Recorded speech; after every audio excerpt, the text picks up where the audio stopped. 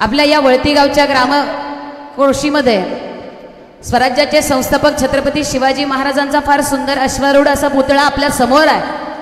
आणि मला असं वाटतं तालुक्यामध्ये दोनच मंदिरं अशी आहेत की जी दक्षिणमुखी मारुतीरायाची हनुमानाची आहेत, तर त्यातलं एक गाव म्हणजे आपलं वळती गाव आहे। आणि समोर मला बजरंगबली दिसत आहे आणि बजरंगबलीच्या साक्षीनं आणि ज्यांची प्रेरणा ज्यांचा आशीर्वाद आहे असे स्वराज्य संस्थापक छत्रपती शिवाजी महाराज यांच्या आशीर्वादानं आज ही जी काही प्रचाराची निवडणुकीची प्रचार सभेची सांगता या ठिकाणी जेव्हा होत आहे त्यावेळेस बांधवांनो विचारांची गर्दी हळूहळू होणार आहे, पण दर्दी माणसं इथं जमली आहेत। आणि म्हणून मीच सांगितलं आयोजकांना की मला असं वाटतं की आता खऱ्या अर्थानं माझ्या विचाराची गरज आहे, माझं नाव घ्या मग सगळेच येतील हळूहळू। कारण माझे ज्येष्ठ श्रेष्ठ वडीलधारी मंडळी या विचारपीठावरती बसले आहेत। आदरणीय सुरेश भाऊंना फार जुन्या काळापासून ओळखते, भाऊ सुद्धा एका लेकीसारखं मला फार चांगलं सांभाळतात, राजा भाऊ सुद्धा, आणि अशी सगळी गोतावळ्याची नातलग मंडळी आता या ठिकाणी उपस्थित आहेत। पण बांधवांनो जास्त कुणाचा नाम उल्लेख घेणं शक्य नाही, असो सर्व महापुरुषांना प्रथमतः विनम्रतेने अभिवादन करून बांधवांनो निवडणुकीची ही जी काही रणसंग्रामाची धुमाळी आहे आता अंतिम टप्प्यात आहे। आता आज संध्याकाळी 5 वाजता प्रचार सभा थांबतील, पण खऱ्या अर्थानं उरलेल्या 1.5 दिवसामध्ये खरा प्रचार चालू होणार आहे। म्हणून बांधवांनो सुरुवातीलाच सांगते, कानाने आणि काळजाने ऐकणारी 2 माणसं समाजात असतात। या कानानं ऐकलं माणूस त्या कानानं सोडून देतो, पण काळजानं आणि अंतःकरणानं जर ऐकलं तर त्याचं नाव परिवर्तन आहे। आणि येत्या 20 तारखेला तुम्हाला परिवर्तन घडायचं आहे। म्हणून बांधवांनो आज तुमच्या समोर उभी आहे। रात्र वैराची बाबा हो, जागे राहिलं पाहिजे। आता बऱ्याच नातलगांचे फोन येतील, जीवलगांचे फोन येतील, रेट फुटायला सुरुवात झाली आहे, पैसे वाटायला सुरुवात झाली आहे, पण जो थांबेल जो विकला जाईल तो मर्द मावळा कसला, आणि जो विकला जात नाही तो इथं बसला तो मर्द मावळा। म्हणून बांधवांनो तुम्ही सगळे मंडळी इथं एकत्र आलेली आहेत। बांधवांनो ही लढाई कशाची आहे? ही लढाई परिवर्तनाची आहे, ही लढाई निष्ठेची आहे, ही लढाई सामान्य शेतकरी पुत्राची आहे, ही लढाई बांधवांनो आदरणीय शरदचंद्रजी पवार साहेबांच्या विचारांची आहे। सरसेनापती हिंदू हृदय सम्राट बाळासाहेब ठाकरे यांच्या मराठी अस्मितेची आहे। आणि वाकेल मोडेल तो मराठी माणूस कसला हे स्वर्गीय बाळासाहेब ठाकरे यांनी दाखवून दिलं। ही लढाई बांधवांनो निष्ठेची आहे, स्वाभिमानाची लढाई आहे। आणि म्हणून सांगते बाबांनो, किसी को इतना भी मत डराओ कि उसका डर ही खत्म हो जाए। बांधवांनो ही लढाई कुणाची? एका शेतकरी पुत्राची आहे।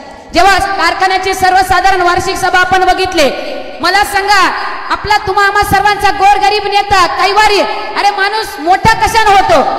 माणूस पैशाने मोठा असला म्हणजे मोठा होत नाही, माणूस शरीराने मोठा असला म्हणजे मोठा होत नाही। खऱ्या अर्थानं कोण माणूस मोठा असतो? तो माणूस मोठा असतो की जो निम्म्या रात्री तुमचा फोन उचलतो आणि तुमच्या दुःखामध्ये सामील होतो, तुमची सुखदुःख समजून घेतो आणि त्याच्यावरती उपाय शोधतो, तो माणूस खऱ्या अर्थानं मोठा असतो। बांधवांनो आदमी ना कद से बड़ा होता है, आदमी ना पद से बड़ा होता है, आदमी अपने किरदार से बड़ा होता है। आणि हेच निकम साहेबांनी तळागाळातल्या आंबेगावच्या जनतेच्या मनामध्ये कमवलं, हेच विरोधकांच्या मनामध्ये खुपायला लागलं। बांधवांनो हिरा जेव्हा चमकायला लागतो त्यावेळेस काही लोकांना प्रकाश मिळतो आणि काही लोकांच्या डोळ्याला आरशी लागते। बांधवांनो काही लोकांच्या डोळ्याला आरशी लागायला लागली। निकम साहेब सामान्यांचा माणूस, कारण राजा कुठं राहतो? शिवाजीराजे कुठं राहत होते? सामान्यांमध्ये, मर्द मावळ्यांमध्ये, खेड्यापाड्यामध्ये। राजा गोरगरिबाच्या घरात जायचा, चटणी भाकर खायचा। निकम साहेब कुठं राहतात? मुंबईला एक फ्लॅट आहे का निकम साहेबांचा? किती प्रॉपर्टी आहे निकम साहेबांकडे? अहो माणसं कमवणं महत्वाचं असतं। निकम साहेबांनी माणसं कमवली, यांना हेच कुपलं। कुठल्याही गावात जाऊ द्या, निकम साहेबांना 5-50 कार्यकर्ते, लोक, लेकी बाळी असे तोंडपाठ नाव आहेत। सामान्यांचे प्रश्न सोडवण्यासाठी निकम साहेब जेव्हा कारखान्याच्या वार्षिक सर्वसाधारण सभेवरती चढले ना, स्टेजवरती धक्काबुक्की झाली। अहो ही काय दडपशाही आहे का? ही काय गुंडाशाही आहे का? बांधवांनो आता कुठलाच मुद्दा राहिला नाही। हे म्हणतात आम्ही 35 वर्ष विकास केला, विकास केला, विकास केला। मग मला सांगा की जर तुम्ही विकास केलाय तर विकास कामावर बोलायचं सोडून तुम्ही असा मुद्दा शोधलाय की जो कुठं वास्तवातच नाही, जो काल्पनिक आहे, त्याच्याच भोवती तुमचं राजकारण का घडतं? म्हणून बांधवांनो कुठला मुद्दा?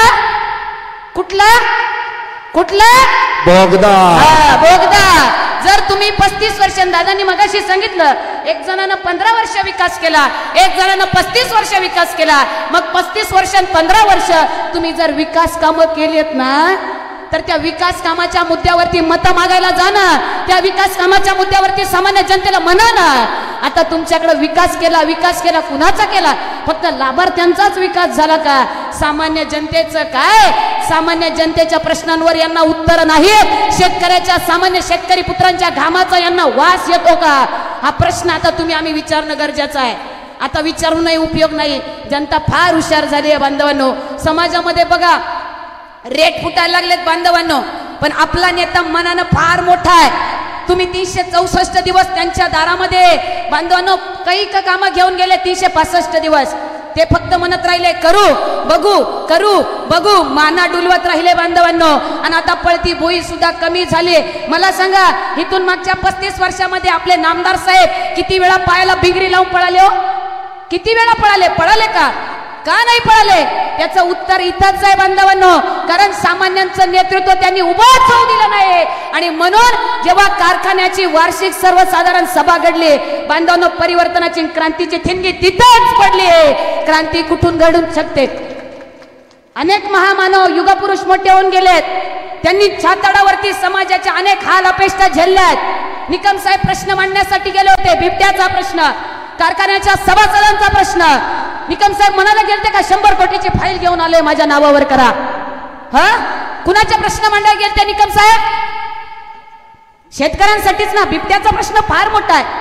हा, आमचा ऊस उत्पादक शेतकरी आहे, त्यांचं काय?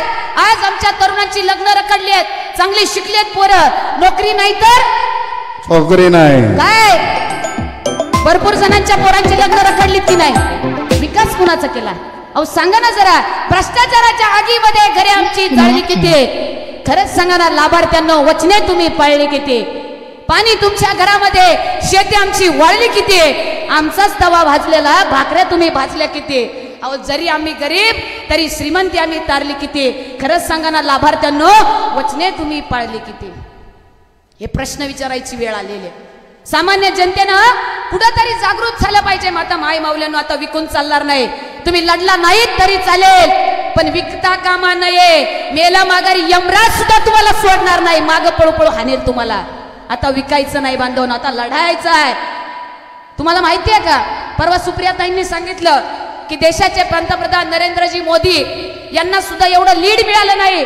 एवढं मोठं लीड भारताच्या इतिहासामध्ये जर कुठल्या खासदाराला मिळालं असेल तर मायबाप जनते हो, तुम्ही ज्यांना मतदान दिलं ना, कोण आपले खासदार? त्यांना 1.5 लाखाच्या फरकानं ते निवडून आलेले आहेत. एवढं लीड तुम्ही दिलाय. तुम्ही इतिहास घडवलाय लोकसभेमध्ये. फार वेगळं नाही. स्वर्गीय इंदिराजी गांधी यांना एक सामान्य माणूस चरणसिंगजी यांनी पाडलं. प्राध्यापक रामकृष्णजी मोरे यांना आपले स्वर्गीय किसनरावजी बानकिले यांनी पाडलं.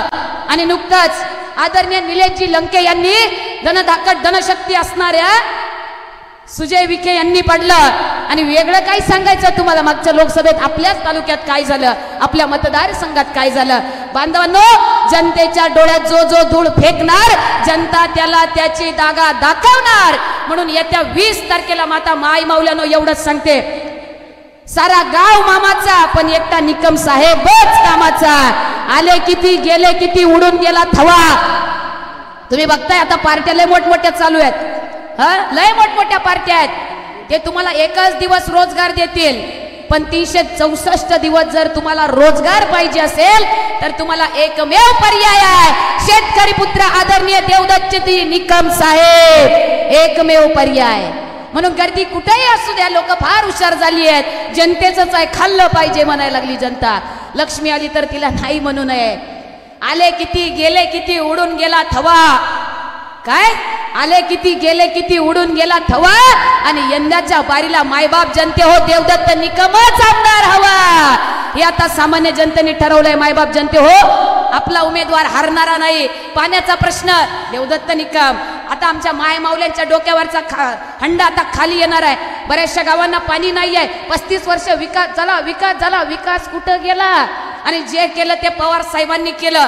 दिशा धोरणं आखली ती आदरणीय शरदचंद्रजी पवार साहेबांनी. आता काय झालं केंद्रामध्ये? देवेंद्र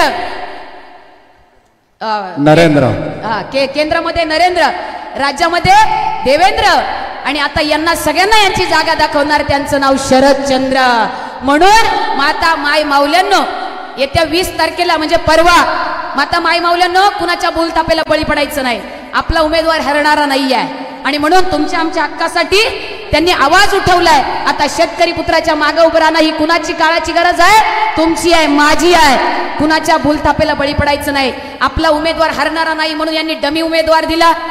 त्याही पुढे जाऊन यांनी यांचा अर्ज बाद होईल कसा याचेही कटकारस्थान केले. आता त्यांची नावं काय काय आहे, तुम्ही फार चांगली नावं पडले, मी घेणार नाही. पण एवढंच सांगते बाबा हो, राजा का बेटा राजा नहीं बनेगा, राजा वही बनेगा जो हकदार होगा. एवढे या ठिकाणी बोलते. आपल्या उमेदवाराचं नाव आहे श्री देवदत्त जयवंतरावजी निकम. अनुक्रमांक 3 नंबरचं बटन आणि चिन्ह आहे तुतारी वाजवणारा माणूस. महाराष्ट्रात घुमतो एकच रडा, कमळाबाई आणि तिच्या 2 नवरदेवांना पाडा. एवढं या ठिकाणी बोलते आणि थांबते. बांधवांनो, धन्यवाद.